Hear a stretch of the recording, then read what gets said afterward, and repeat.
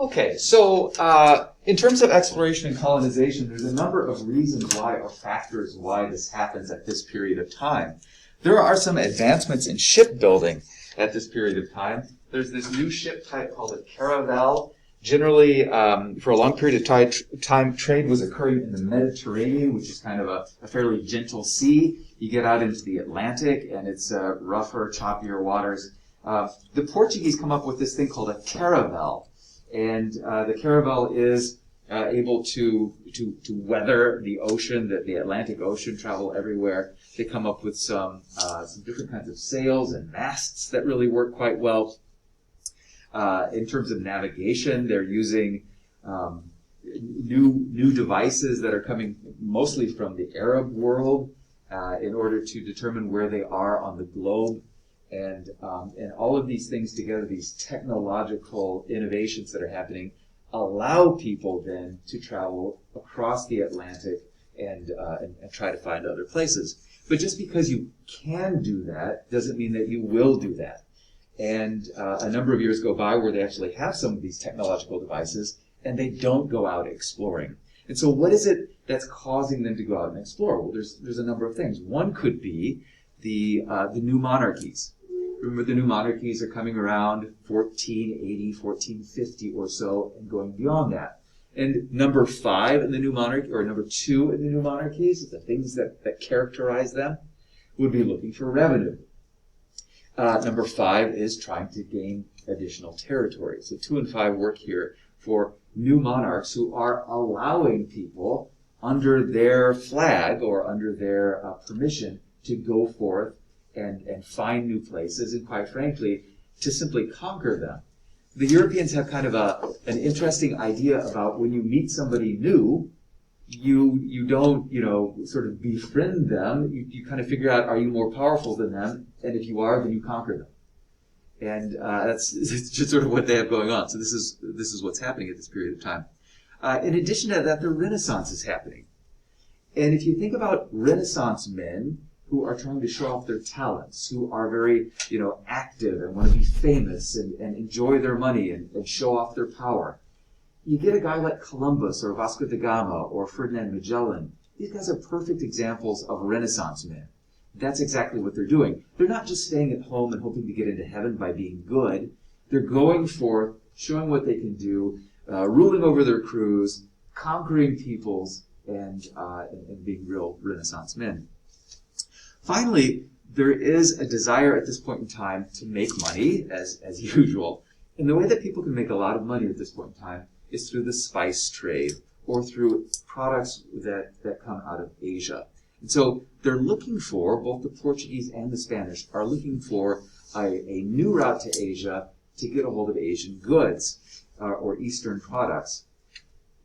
The Ottoman Turks had taken over, if you remember, 1452 or so. The Ottoman Turks had taken over Constantinople, and now the Ottoman Turks can control trade with Asia and Europe because they're sort of the middlemen there. And if they don't want the Europeans to have Asian goods, well, tough. They probably do because they can make money off of that. But the Europeans don't want to be beholden or blocked by the Turks, and so this is why they're going out and trying to find a new route to Asia. Whoops. Those Eastern products are very valuable. They become very popular during the Crusades when European knights go to the Middle East and start to wear cotton. They start to wear silks. They start to come in contact with things that they had never seen before, spices that were really quite exotic. And they believe that the spices are not just good for food, they're also good for your health. They can prolong your life and are considered to be medicine and so on. And so they're really quite crazy for these sorts of things. The Eastern trade for a long period of time, when it was allowed, was, European silver and gold going in the direction of Asia and Asian products going in the direction of Europe. The Asians don't really have, or the Europeans don't really have anything that the Asians particularly want. They don't want weapons from the Europeans. They don't want woolen cloth from the Europeans, or really much of anything. So in addition to looking for a new route to Asia where they can trade directly with Asian people, they're also looking for sources of gold and silver that they could use to trade with the people of Asia. So there's always this sort of mania for gold that the explorers are after. In fact, I don't know if you dealt with this topic before, but sometimes people talk about the 3 G's for the reasons why people go out exploring at this point in time. Have you heard of the 3 G's before? What are the 3 G's? God, glory, gold. Perfect. God, glory, and gold. Or any combination of those things. God, they're really quite interested in making people Catholic. Glory is the Renaissance. These guys are Renaissance men in search of glory, in search of fame. And then gold, of course, is just riches of some kind. That could be an individual person, that could be a new monarchy. Some of the obstacles that stood in the way of these explorers, though, are things like both a blessing and a curse is this book that was found, that mania for classical texts. There's a guy by the name of Ptolemy who wrote about astronomy, and he wrote about geography back in classical times.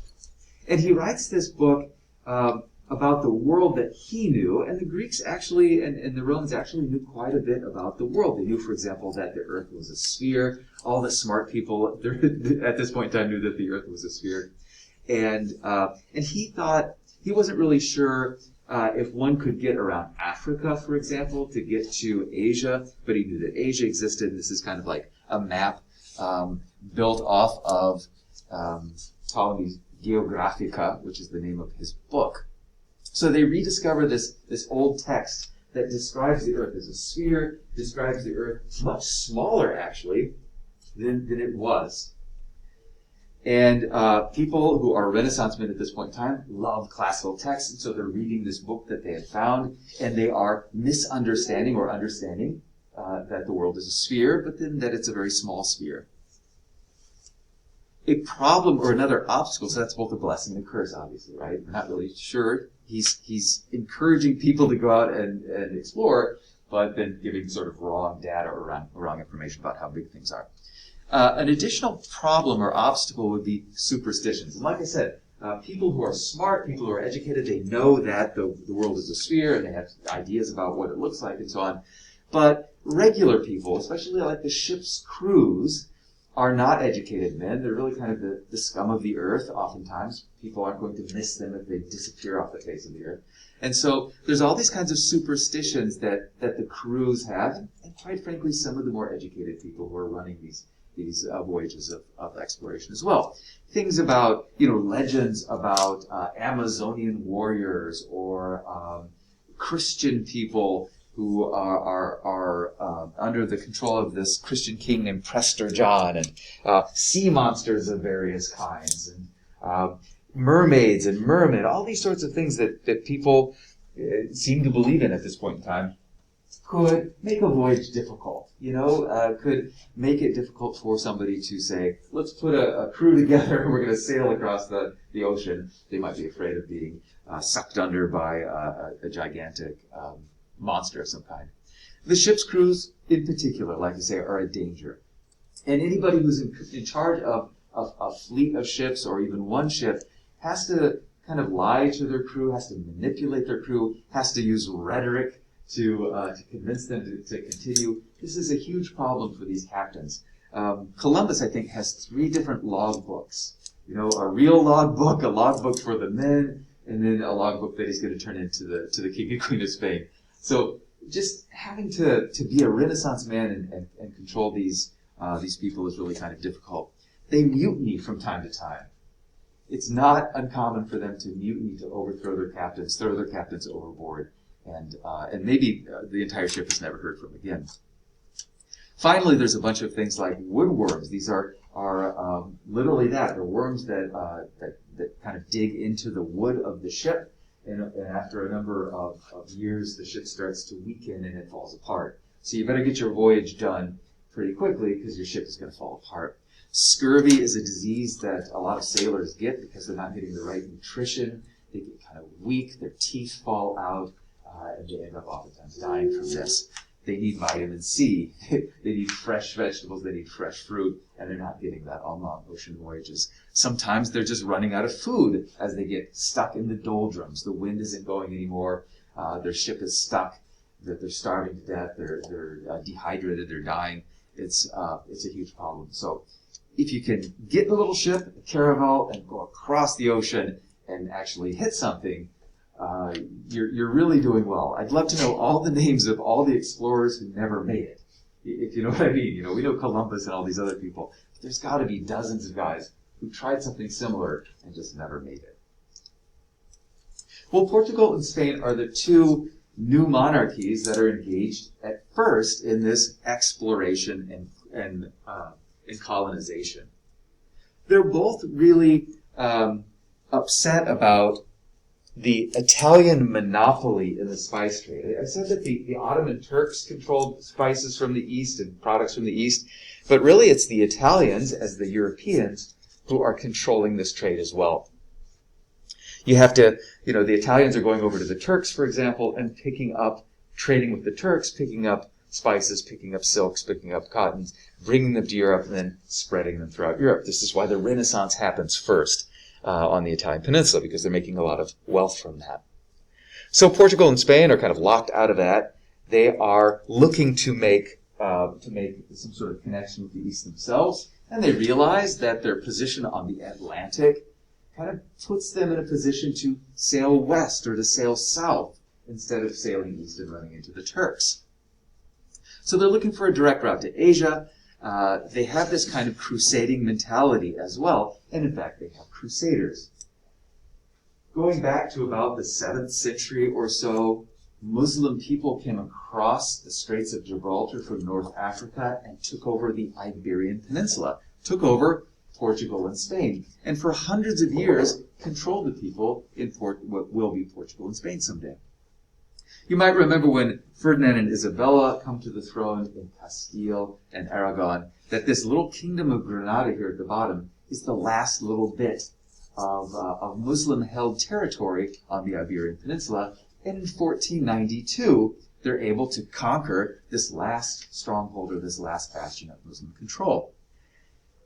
This is called the Reconquest or Reconquista of the Iberian Peninsula. It ends in 1492. Isn't that fantastic? Because what else happens in 1492?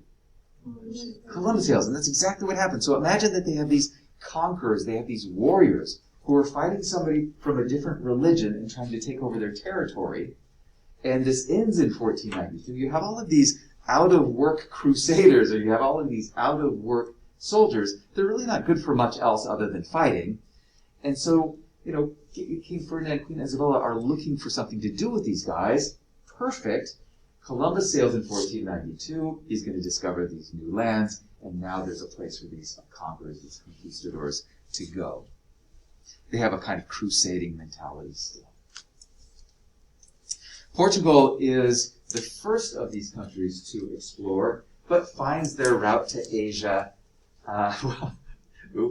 Finds their route to, I guess they find their route to Asia first too, if you want to talk about it that way. They don't find a new world first, but nonetheless. Portugal starts in the 15th century, in the 1400s, with the brother of the king. This guy is Prince Henry. Prince Henry is called Prince Henry the Navigator, even though he isn't an explorer himself. He is a promoter of exploration. He's a promoter of a map-making or cartography center in Portugal. So he's encouraging exploration. He's encouraging cartography or map-making in this place called Sagres. And he organizes a not very distant trip of conquest right across the Straits of Gibraltar. There is an African city known as Ceuta, and Ceuta is conquered by Prince Henry and some Portuguese knights or crusaders, if you will, and they take it over and love the gold that they got their hands on. They love the slaves that they got their hands on, and it just makes them hungry for more. They think about Africa then, going down to the south, as a place where they could get more gold, where they could get more slaves. And they start to import black slaves to some islands off of the coast of Portugal in order to grow sugar, for example, in order to work some other crops, but sugar in particular. Sugar is going to be kind of a key for economic development after this first wave of exploration happens. So with a taste of African riches, or a taste of exploration riches, Prince Henry keeps sending ships farther and farther and farther to the south along the African coast, every once in a while stopping, trading with the local people, maybe getting some more slaves and doing that kind of thing. They go as far as, well, eventually they get all the way around Africa and they start to come up the other side. They realize that that this is the way that the world is. Ptolemy wasn't sure. These guys figure it out, actually. We can skip a guy by the name of Bartholomew Diaz, who actually goes around the southern tip of Africa, starts to go up on the east side of Africa before his crew forces him to turn around. The next chapter of this story is this Vasco da Gama. Vasco da Gama puts together a fleet of, I think, 5 ships, and in 1498 sails all the way around Africa, comes up the east side of Africa, crosses the Indian Ocean, and lands in India. It's 24,000 nautical miles. It is a huge space to navigate. It is really an amazing feat. And all along the way, Vasco da Gama kind of acts like a thug. Every time he's landing somewhere, every time he's reaching the Indians, he's acting in a kind of, uniquely European way at this point in time where, once again, if they are more powerful than the local people, they're going to take what they can from the local people. They will threaten, they will attack, they will do what they can in order to gain riches. Vasco da Gama, for example, runs across a boat of people who are traveling to holy sites in Arabia. They're on the Hajj, and they're going to Mecca in order to participate in the Hajj. And because they're Muslim, and because he's Christian, because they have this crusading mentality, he lights their boats on fire. He lights their ships on fire. These people either burn to death or jump into the water and drown. It's that sort of a thuggish behavior. Or they show up in India and they're trying to trade with the local Indian people. And I think the Indian people feel sorry for them. They basically have gold, or they basically have like glass beads and things like that. And so the local Indian people are nice and trade some spices. Vasco da Gama makes it home, I think, just with 1 ship. 4 of the other ships don't make it. And he sells the spices that he got in India and makes a 60-fold profit on the entire journey. It's crazy profitable at this point in time to go to the east, to get your hands on some spices, and bring them back. It just encourages the Portuguese and Vasco da Gama to try again. And the next trip, a few years later, is a 21-ship fleet. They're basically moving into India, taking over bits and pieces of it, kind of like fortified trading posts, and then forcing the local people to trade with the Portuguese. Portuguese get involved in a lot of local warfare, siding with one principality over another, trying to keep them off balance or keep them from joining together against the Portuguese and forcing them out completely. This isn't a kind of direct control of the territory. They're not able to take over India at this point in time, but they are able to set up these trading forts and make a lot of money for a long period of time. So it's really quite successful. But once again, it's kind of thuggish behavior. They behave very poorly when they're dealing with local people, and they just kind of force their way in.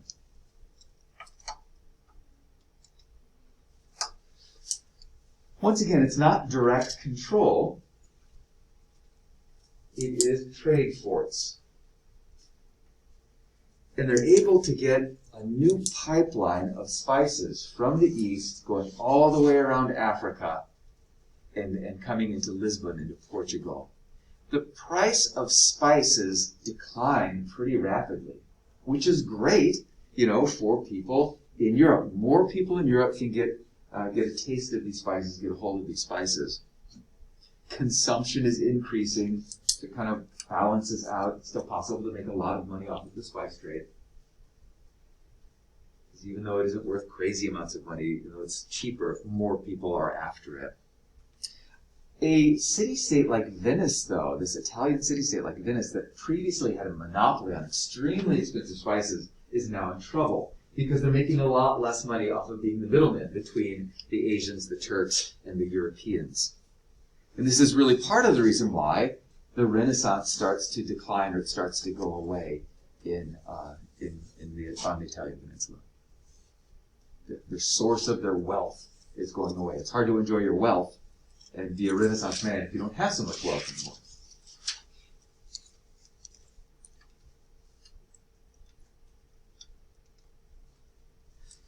So now on to Christopher Columbus in the Spanish. Columbus is actually an Italian Renaissance guy. He's from Genoa. He's not Spanish and he's not Portuguese. But he thinks about traveling across the Atlantic in order to hit Asia. And once again, he's looking at Ptolemy's Geographica. He's looking at some maps and things. And he thinks that the world is much smaller than it is. He's absolutely aware it's a sphere. He doesn't think he's going to sail off the edge of the earth. He thinks the western route to Asia is about 3,500 miles, based on the high map that a German cartographer put together, based on Ptolemy's ideas from classical times. So Columbus is very excited about that. He can get to Asia by sailing west instead of sailing east, or sailing southeast, or whatever you want to say. He goes around to different new monarchies, the French, the Portuguese, and the Spanish, and he kind of sells his idea to them.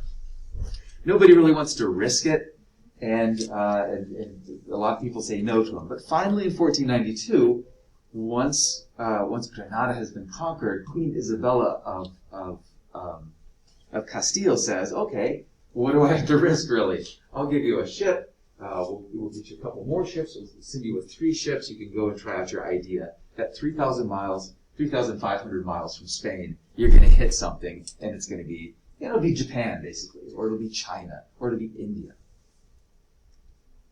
She was more or less afraid of, not taking this risk, and maybe the French take the risk, and the French find this new route to Asia, and the French make a bunch of money, and they're competing at this point in time with the French. So, as you probably know, Columbus shows up to the New World. He hits some islands. He doesn't actually hit North America or Central America or South America. He hits some islands in the Caribbean, and he interacts with the local people. I think he's probably disappointed with what he runs into. They have all of these stories of Asian civilizations that are really quite fantastic. And he runs into people who are, barely clothed and don't seem to have any wealth or really have any possessions.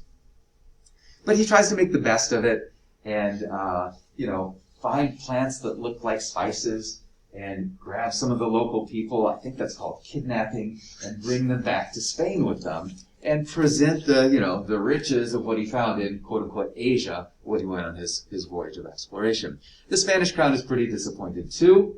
They're not impressed with these so-called Indians. They're not impressed with no gold, and they're not impressed with these spices that don't seem to be the spices that everybody likes. So I think Columbus has to kind of sell his trip and say, give me another chance, give me some more money, give me some more ships to go back, and here's why, he says. There are lots of infidels, there are lots of non-Christians to convert. There are these people there that don't know about Christ, and, it's a Christian's duty to convert them to Christianity. And it seems that, to the extent that they can communicate with the local people don't have any gold, but the local people kind of, with their hands and their feet, assure the Spanish that there's lots of gold elsewhere, and that they should go elsewhere and try to find it. So that's going on as well. So they're saying, he says, yeah, there's lots of gold, but we're sure there's lots of gold. When we show them gold, and kind of shake them and rough them up and stuff, they seem to want us to go elsewhere. Idle conquistadors is, like I was saying, it's sort of another reason. You've got all these people who just conquered Granada with nothing to do. Send them to, quote-unquote, Asia and let them do their work there. Well, a couple of years after Columbus sailed, and really even before Vasco da Gama is finding what is India, the Portuguese and the Spanish get together to make an international agreement about, and once again, this is kind of stunning just in the idea, about who gets what in the world. Who gets to take over what, whatever they find on the world. They're not really sure about how big the world is and that sort of thing. And they don't really, really the only international person that they can go to make this sort of agreement is the Pope. And so Pope Alexander VI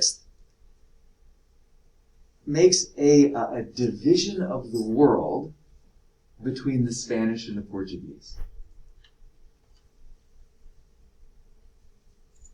And they're not really sure exactly where what is, but they decided that Portugal would get things to the east of a line that's imaginary, and the Spanish would get things that is to the west of a line that's imaginary. And in the end, when they do discover a lot of things, they decide where that line is and draw that line. And this is why most of Central and South America goes to Spain. But I think you probably know some of it actually goes to Portugal as well, which is the modern country of Brazil. And then in the east, the Philippines, the Philippine Islands, are named after Philip II, the King of Spain. And the Spanish are able to take that over.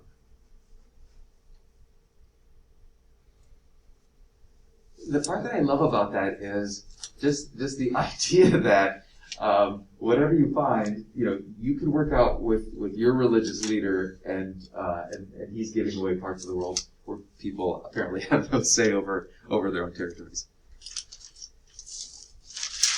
There is a guy by the name of Amerigo Vespucci who kind of kicks off a voyage of exploration from those islands that Columbus had taken over. Vespucci travels down the coast of Central America and South America and discovers, so to speak, Venezuela and Brazil. So he's making a map of that. You can kind of see this here. This is a 1507 map, the Waldseemüller map. A lot of German cartographers are putting together the information that they're getting from Spanish and Portuguese people to make maps of the world. And so you can see that that they're starting to figure out that this isn't Asia, right? The people that they're running across don't seem to be Asian. The civilizations don't seem to be Asian. They're starting to discover pretty early that this is a whole new continent. Vespucci, once again, is he's an Italian who's along for this voyage of discovery. He was a Renaissance man as well. Apparently, he made a lot of his money in Italy as a pimp, controlling prostitution, and they ended up naming the Americas after a pimp.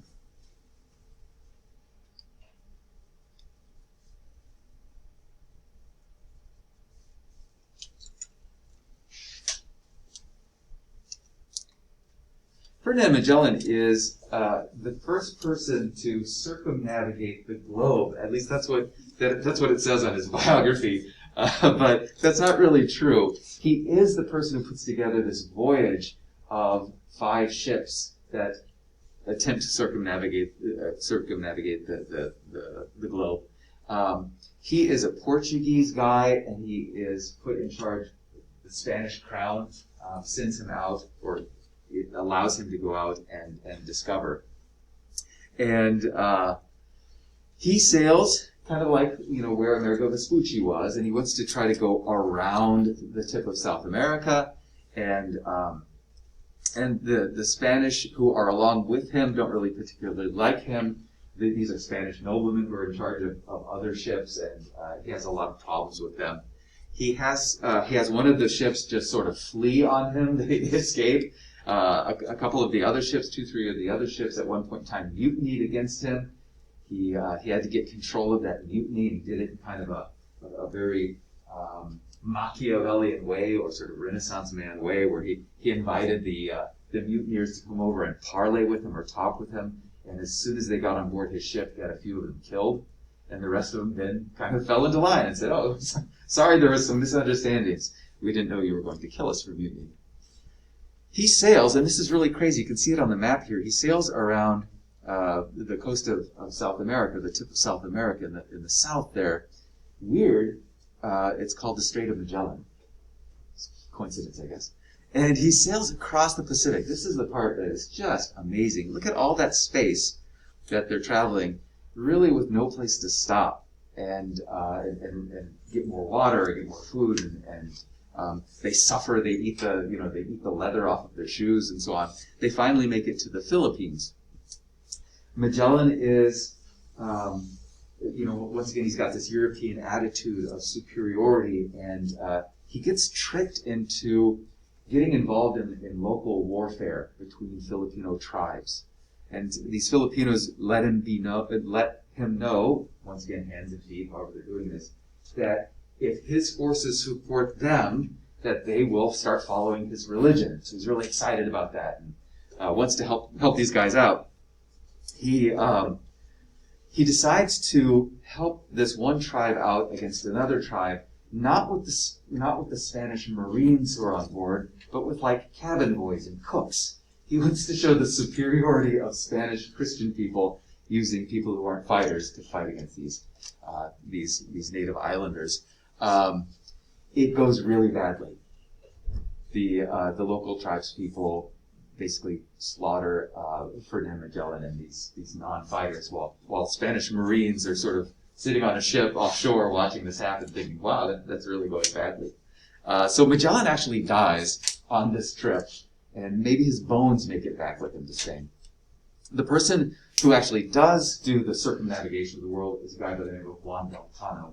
They sail on from the Philippines. They actually get captured by the Portuguese and get tortured for a while. Finally, they're able to escape, get back in their ship, trade for some spices, and make it back to Spain. Just 18 men survived, one ship, and the spices that they picked up in the Spice Islands, what is basically Indonesia, once again, paid for the whole trip, paid for the 5 ships and everything else. They realized then that the world is able to be circumnavigated, and they realized too, by looking at the logbook, that somehow they've lost 24 hours. They've lost a day, and they start to figure out, oh, we traveled all the way around the world. That makes sense that we would have lost a day. The reason why Juan del Cano is not recognized as the guy who circumnavigates the globe is because he was involved in that mutiny. And so for a period of time, he's arrested and he's kind of tried for treason. And he gets let go, but nobody wants a mutineer to be the guy who circumnavigated the globe. Well, South America and Central America has a couple of empires, native empires, that Spanish people want to take down, and Spanish people do take down. And this is really kind of amazing, too. Once again, it's that European attitude of, there's something there, they've got a bunch of riches, let's take it. Hernan Cortez conquers the Aztecs in 1521. He does this with some native allies. There's a lot of people who are angry, a lot of native people who are angry at the Aztecs, because the Aztecs' religion relies on sacrificing people to a sun god on a daily basis. And local people that the Aztecs had conquered are demanding tribute or people to be sacrificed all the time. Cortez goes in, seizes their leader, Montezuma, and uses him as a kind of puppet for a period of time. And Montezuma is then ordering his people to do things for the Spanish. The Aztecs figure that out after a while, and there's a kind of melee that breaks out, and Montezuma is killed, and the Spaniards are chased away for a short period of time. They come back, and the Spaniards are able to conquer the Aztecs. A number of the reasons why or how these Europeans are able to do this is that they have this attitude of conquest, but they also have steel armor and steel weapons, and they have horses that the locals have never seen before. They have cannon that the locals have never seen before. And these things put together make it possible for them to conquer empires of millions of people. There's a kind of replay of that in South America with the conquest of the Inca people by a guy by the name of Pizarro. Same kind of situation where the emperor is seized and held kind of hostage for a while, and then is forced to Well, he actually offers them a room full of gold if they will free him. And so Atahualpa, the emperor of the Inca, says to his people, fill a room full of gold for the Spaniards so they'll leave me alone. And that happens. They fill the room full of gold, and that's not going to make the Spaniards go away. It's just going to make them want more. So Atahualpa is eventually dispatched or done away with because he is no longer convenient, and the Spaniards are ruling over the Incan Empire as well.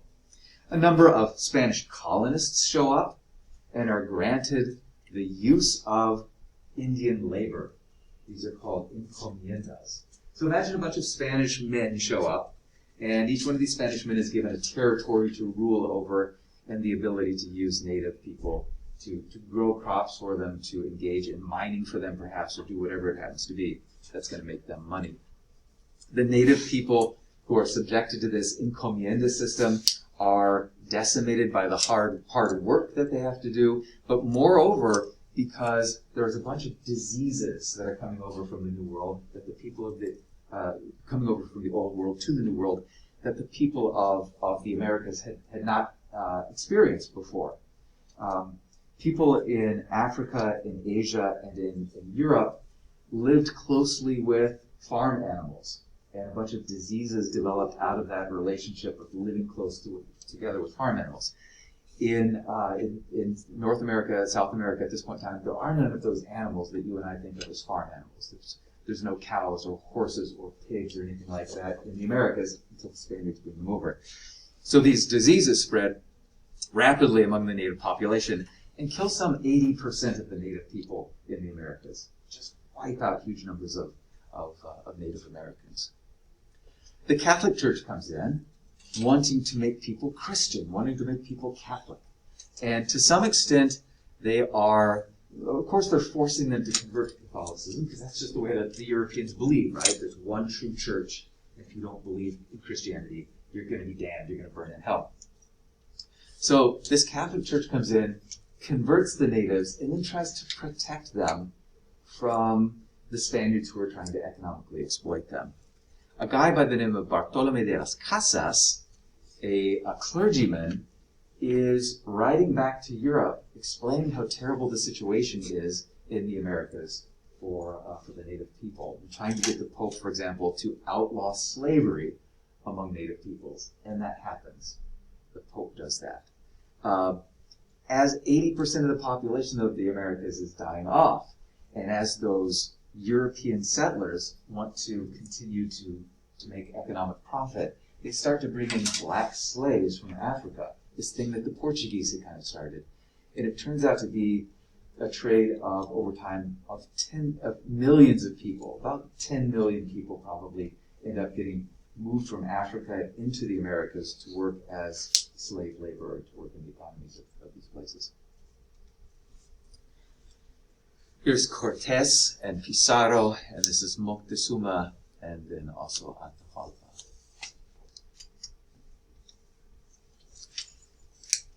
This meeting of the Old World and the New World that happens around 1500 is a really amazing clash of continents together, where products and cultures and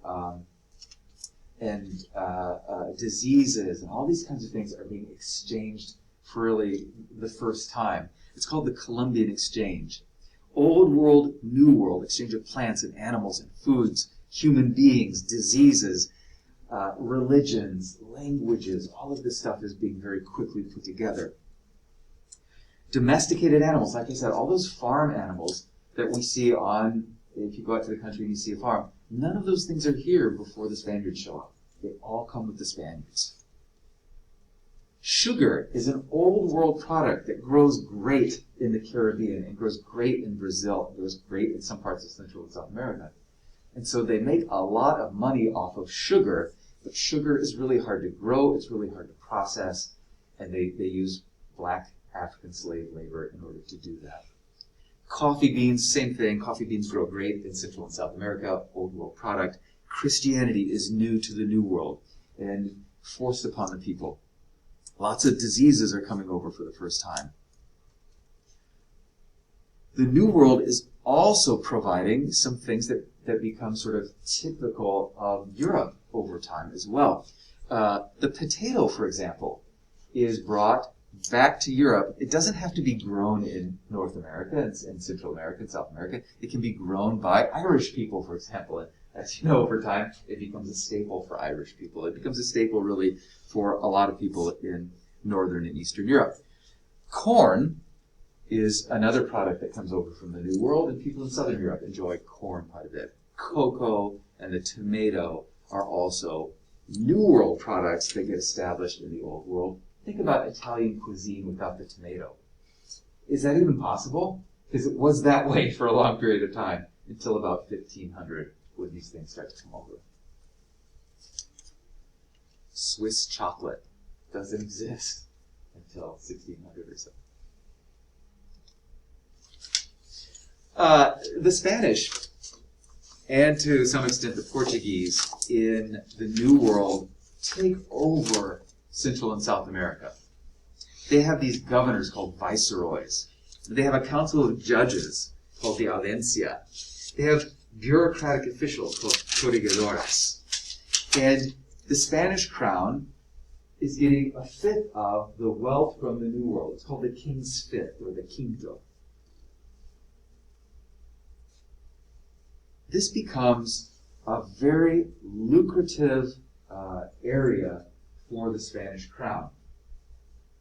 They're making crazy amounts of, number two, revenue off of silver from mines in what becomes Mexico and in Peru.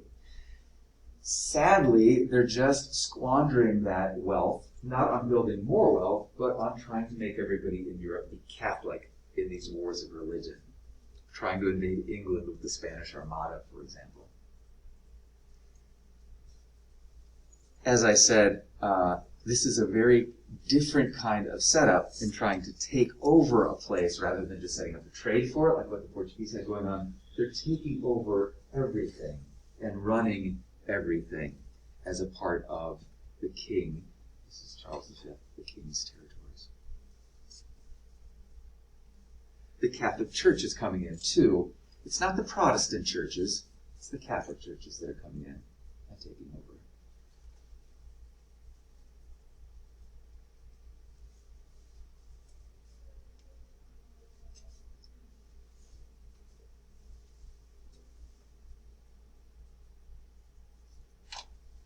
I'm running kind of short on time, so let's see what we have coming up here. I'm not going to tell you too much about the English and the French, so you don't need to write all of this stuff down. But I do want you to think about this. The English show up in very small numbers. They don't take over native peoples. They show up, they don't find empires. They don't, get a hold of gold and silver and so on. They come over, they settle, trying to make the most of the economy with like timber and tobacco and cod, aggressively coexisting with the natives. But really what they're doing is they're self-governing. And they're also religious minorities. So they're not from the Catholic Church trying to convince the local people to become Catholic as well. And they're not being controlled by an audiencia. They're not being controlled by a Spanish king. They're loosely controlled by a British, an English king, or really, let's face it, it's trade companies that are really sending these people over. So there's a real difference, I think, between what you have going on in Central and South America and what you have going on in North America. In addition to that, the French are showing up in even smaller numbers and coexisting with native people, trying to get fur from them and trade products, and to some extent trying to convert them to Christianity or Catholicism, but not self-governing so much like the British colonists were, or the English colonists were, and just creating a different kind of system. We should talk a little bit about the Dutch. Like I said, even though I'm running out of time, the Dutch show up in the 1600s and take over a lot of the stuff that the Portuguese have taken over. They push the Portuguese out. And this is the beginning of them taking over the trade forts. They also take over the Spice Islands, or what becomes Indonesia. They make a lot of money at this point in time off of spices. Ruthlessly governing the islands. And what's weird about this, what's different about this, it's not the Netherlands, the newly independent Netherlands, that is doing this. It's companies that are doing this. It's an East Indies company that is running these territories.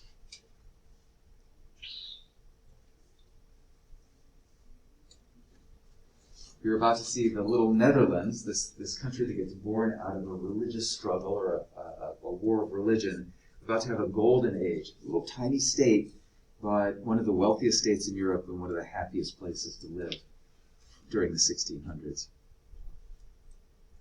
Based on some of this, their international trade.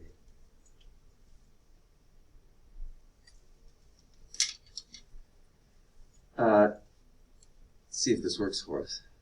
Well, it does. You can see Spanish possessions in the Caribbean are being picked away by other powers, and as time goes by, the French and the Dutch and the English are taking away some of these spice islands, these sugar islands. Just remember this. This is all about slavery, and this is all about sugar. This makes European states rich. The slave trade makes them rich. The sugar trade makes them rich. We're pretty much good by about 1800, and we'll go on. So this is the end. The end is stuff that you've already written down, but you can kind of have a look at this. You know, hopefully, that Spain is making so much money off of what Columbus found and what they've taken over, that it becomes the superpower of the 16th century and into the 17th century. It's the gold and silver of the New World that's funding Spain's wars. Central and South America are being created as we know it, a Catholic place, a Spanish-speaking or a Portuguese-speaking place. England and France are starting off with much smaller colonies, much less of a stamp or a footprint on North America to start off with. But everyone is starting to make more money. North America, Central America, South America, the Caribbean, making money off of sugar and tobacco, some North American products like timber and cod and rice and hides. These sorts of things are more widely available to people in Europe. People can enjoy them more. Their countries and individual people are getting rich off of this kind of trade, and the Columbian Exchange is altering both worlds, East and West, Europe and the Americas.